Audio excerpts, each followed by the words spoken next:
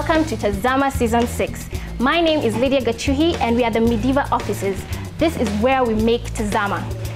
As you can see, we have reporters busy working on their stories. We also have some out there in the field. Now, this is Sarah. Sarah, hi. Hi. Sorry to interrupt you, but what are you working on right now? I am working on some football story and I have a deadline to meet, so you better let me and just go do your thing. Let me finish on my story. All right then, let's give Sarah her time. Follow me and let's see if we can have a conversation with the CEO, Mr. Jason Yantino. So we'd just like to know, where has Tazama been? Tazama has been away for some time, but I'm happy to announce that it's going to be back now. We took a break many years to reorganize in terms of content delivery and give it a little punch so that Kenyans can expect great things from the show. Thank you very much, Jason. We'll leave it to your work. All right, that was Jason Yantino. Let's see if we can go and have a quick word with the series producer, Esther Bondo. Follow me. Esther, hi. Yes, hi. Sorry to interrupt you. A quick word, if you may. How different is this season of Tazama going to be from the last seasons that we've been watching? Well, apart from a new team, we're going to have a couple of thematic areas, actually 4 to be precise. We're going to be focusing on the environment, health, education, and public accountability. Be sure to tune in, people. All right, it's clear that people are quite busy here. So how about we go into our first story of the day, Asha Mandela, a modern day Rapunzel.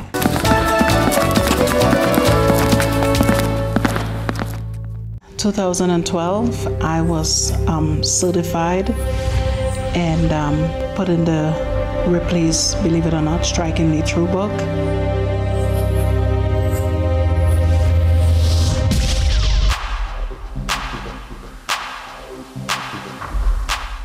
Meet Asha Mandela, a 45-year-old and mother of 1. Asha is born of a Trinidadian mother and a South African father. She's married to Emmanuel Mbogo, a Kenyan, and she lives in Florida, USA, but comes to Kenya for a couple of months a year to visit her husband. She holds a Guinness World Record title for year 2008 for having the longest dreadlocks in the world. Asha and her husband have been gracious to let me visit today. I want to learn more about her, her hair, and what she gets up to when she visits Kenya. I know, I appreciate it. So, welcome to our home. I started growing my locks like about 25 years ago. I started having like different spiritual visions where in my visions I was being told that I am not a regular average person. And I need to grow locks to pull in the spiritual realm because I'm actually a priestess. I walk 2 roads, meaning an African road and an Indian road. You know, I pray to and with Lord Shiva, and he is surrounded by snakes. And for me, it's part of that ritual with me and the snakes. So me and the snakes get along, we have a connection. So that's where my tattoos are from, you know, they all are snakes. Om Namah Shivaya. Om Shiva Shanti. Asha's family took time to accept her newfound way of life and decision to grow her locks to a not so common length. But her husband saw something more than the hair. I got attracted to my wife because when I just first saw her, I don't know how I cannot explain to you how I felt in my heart. To me, she is the love of my life. She's my heart, she's my life, she's my everything. In 2008, Asha approached Guinness World Book of Records and they said they had never had anyone for the category of longest dreadlocks in the world. I was invited to do the Daily Record show in Italy with Guinness, live TV, brilliant. And that's when I was actually awarded my medal, which I absolutely love. Asha gets around like any other person. When walking, she ties it on her back like a baby.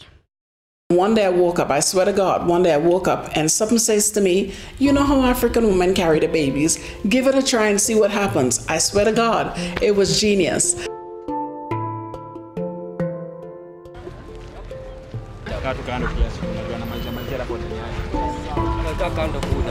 With her hair tied on her back, Asha attracts a lot of attention from people. And when visiting public places, she has to walk with at least one security person besides her husband. Well, in Kenya, the attention is massive.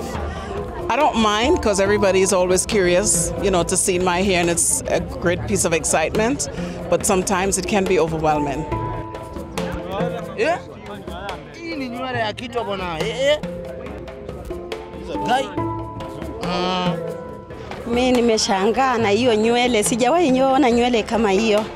Asha is self-employed.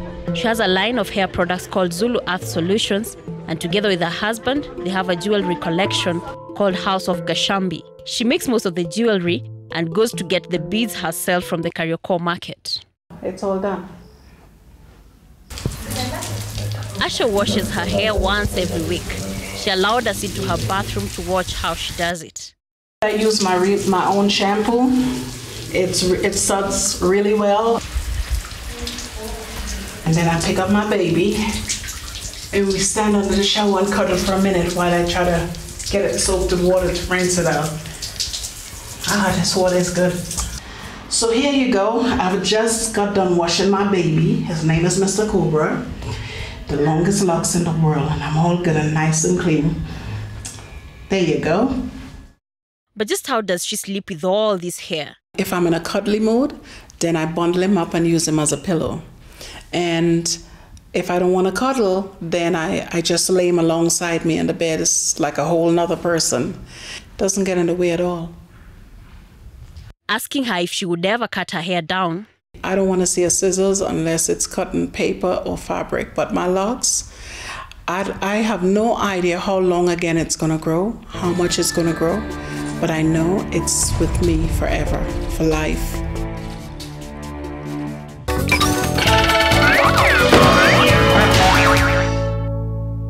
Tazama is back, and we are embarking on what we are well known for. That is giving you a platform to talk about various issues. Yep, feels nice and strong to me. So let's get on with the painting. We're painting it purple because this is Tazama's official color. This soapbox will be coming to your county. So, the Tazama soapbox is ready. Are you? And our first stop is Nairobi County. We would like you to tell us what you think about the government's plan to supply free laptops to primary school children. A laptop is a gadget. We are replacing pen and paper.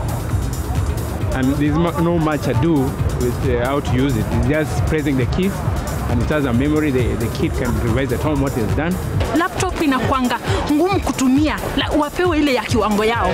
Tuseme uwezi patia mtu ile laptop mtu anakuanga nayo kwa ofisi, ati ndio mtoto anabebana nayo. When we talk about the issue of laptop, I'm seeing, according to me, it's not priority to me because, first of all, just imagine a standard one pupil or child cannot maintain his or her book. So what about laptop? I think that laptop was a very noble idea, and I hope that this government have realized that educationally we are very far backward 40 years ago. But now we can move up to date to technology. Laptop is a very good idea. Hiyo ni idea nzuri, lakini not at this moment really. Because hata walimu hawana mishahara ya kutosha na mambo mengi sana.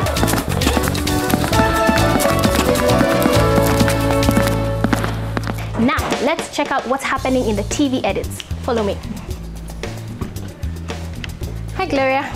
Hi. Quick moment of your time, please. Quickly. Okay, fantastic.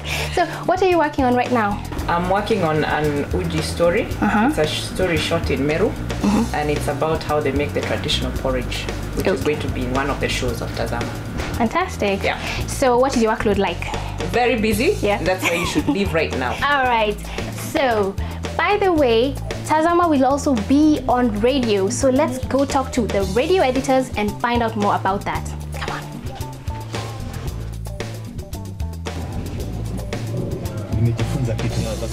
Hi, Masi. Lofty.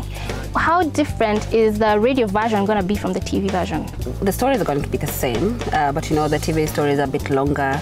The radio story is a bit condensed in terms of time. So wait for the radio stories. Tazawa is coming. Thank you, Mercy. So that was a little bit about Midiva as we kick off this 6th season of Tazama. We're going on a short commercial break right now, but when we come back, I will be in a different location for Town Talk. This is a segment where Kenyans get a chance to talk about various issues and come up with possible solutions. See you after the break.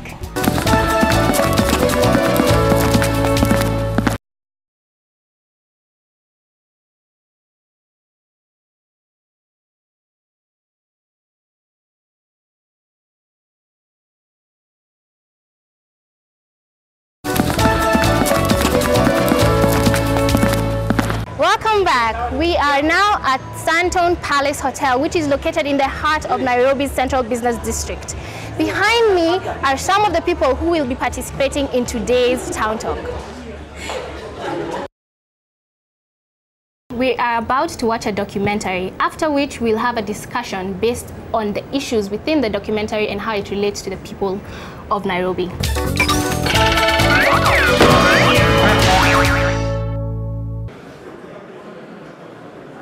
Looking at this man go about his business, it is hard to tell that he is a prisoner. I was charged with the offense of murder in 1989 and was convicted in 1992. Bonventure Muhona is serving a life sentence at the Naivasha Maximum security prison. He has benefited a lot from the comprehensive education program offered at the prison. He has risen through various inmates' ranks to become the principal of the Naivasha Inmates Educational Center inside the prison. This is because previously I was a secondary school teacher before I was convicted. I was a teacher at Msire High School in the Western Province of Kenya. So when I came here and I joined the school, I was very, very happy to be given a chance as a teacher. One of the reforms that I would say has changed my life as a prisoner is the education program that we have in place in this prison. And the education program is very important because it kind of gives hope to inmates. The Naivasha Maximum prison has received a lot of media attention due to some of its inmates who have attained exceptional grades in the national primary and secondary examinations. The vocational training and the education programs, those are the key. But we also undertake counseling and guidance for the inmates. So we ensure that we take care of the whole human being. Interested inmates can also access the university and college education online. Kahiga is also a convict serving life sentence in the prison. Ule muda nimekaa mahali hapa, kuna mambo mengi nimejifunza na nitaweza hata kusaidia wengine wengi katika yale masomo nimesoma hapa ndani, kama hiyo ya ujuzi wa bao. Niko na educative counseling, niko na diploma na niko na biolojia, biblical study diploma. As part of the Naivasha prison's reform, some of the inmates who show exemplary behavior and good responsibility are elevated to trustee status. This comes with various privileges such as having one's own cubicle, a study table, among other things. One is also exempted from wearing the striped inmate's uniform. At that time, there was no rice in prison, there was no mattress. We were just sleeping on mats. In some instances, questions have been raised whether these reforms are making life too comfortable for prisoners and therefore negating the very reason they are in there in the first place, paying for their crimes. Najuta ya kwamba nilifanya yale, lakini saa hii sijuti, ni kwa sababu baada ya kufanya yale nimekuja na nikajifunza mambo hapa ndani, na haya mambo sasa nikipata tu hiyo nafasi na nitoke kule nje nitakuwa msaada. What we are doing to them, really they are human beings. We want to ensure that they are healthy, they have basic facilities. These men are being released today after serving their respective sentences. They are also beneficiaries of the education system at the Naivasha Maximum Security Prison.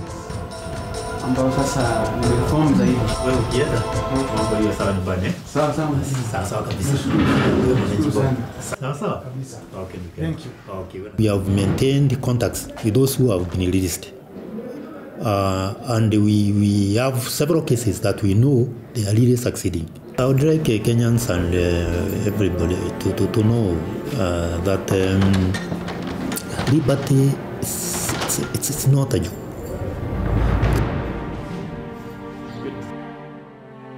Let us value our freedom. Let us avoid crime so that you don't come in prison.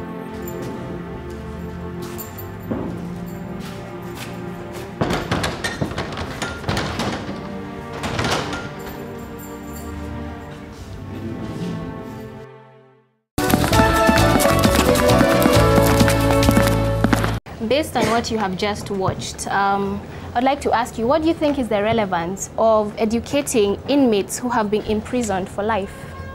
I'm an ex-prisoner. Now, look at the clip that we've just seen. It's just to make them prepare in case of release.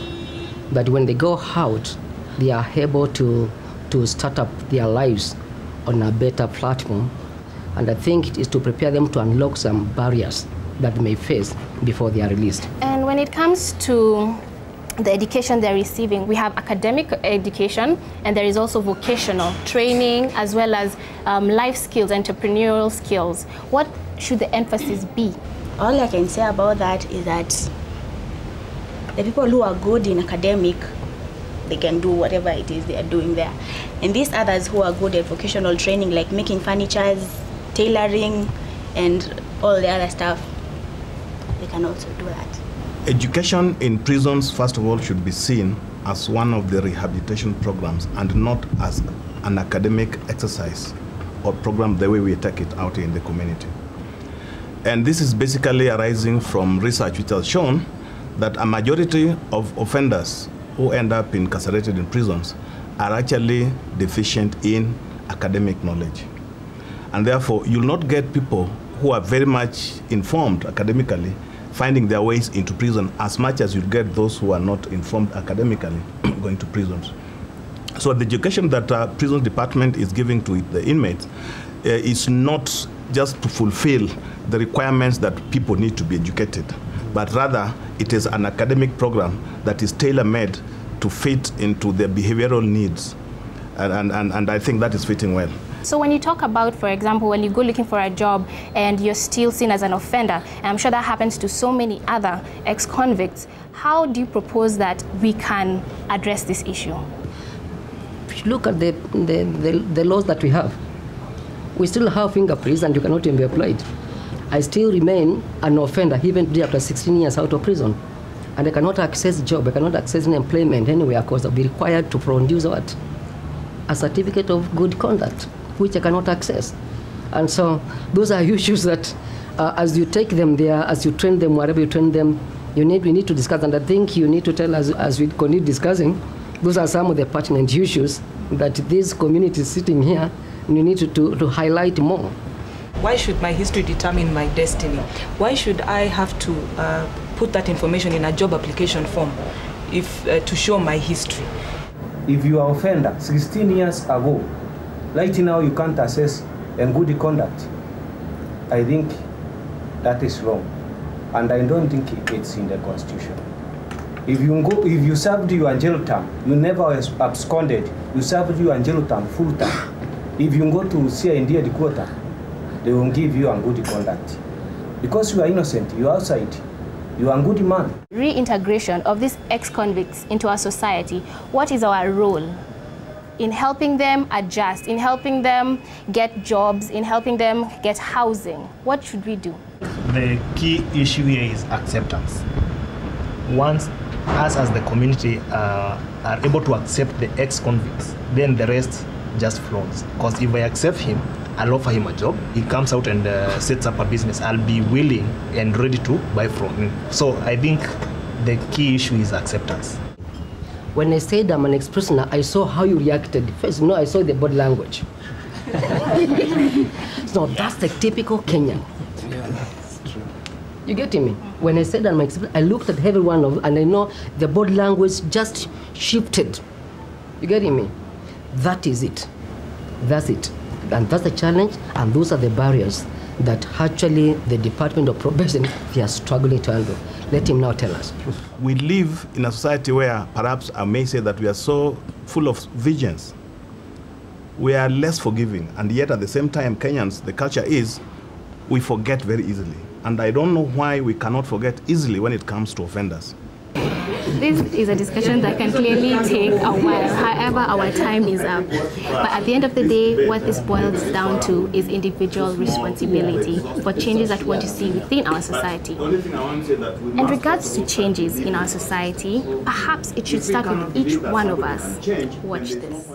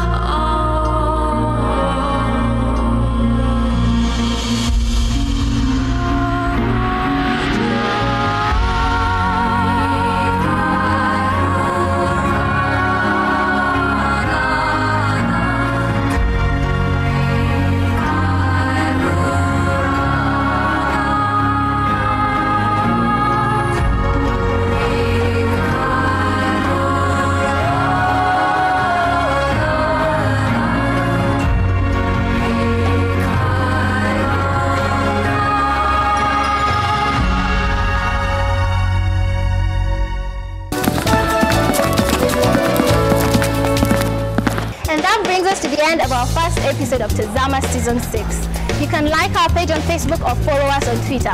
And while you're there, be sure to leave us comments and or suggestions of stories that you'd like to see or the stories that you have seen. So, until next Saturday, be sure to join us on the same time, the same channel for more exciting episodes of Tazama. See you then.